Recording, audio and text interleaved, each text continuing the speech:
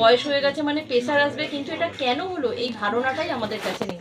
তো আপনি যদি আমাদের ক্লাসে বসেন সেগুলো জানতে পারবেন যে কেন হলো।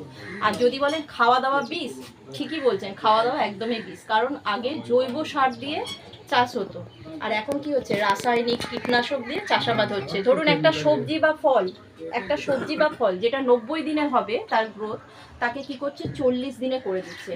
একটা বাচ্চা ধরুন ডেলিভারি যদি 9 মাস 10 দিনে হয়, তাকে যদি 7 মাসে বাচ্চাটা ডেলিভারি হয়ে যায়, বাচ্চাটা কি হয়, অপুষ্টি হয়, তো বাচ্চাটার অনেক প্রবলেম হয়। তো সেরকম হয়েছে এখন আমাদের সবজি ফলগুলো, তাকে টাইমের আগেই বড় করে দিচ্ছে আর সেগুলোই আমরা খাচ্ছি। তাহলে সেগুলো আমাদের শরীরে গিয়ে কোনো উপকার হবে? কোনো উপকার হবে না তো, সেগুলো আমাদের শরীরে ক্ষতিই করছে। তো এবার আমরা এই খাবার খাবো না তো কি খাবার খাবো?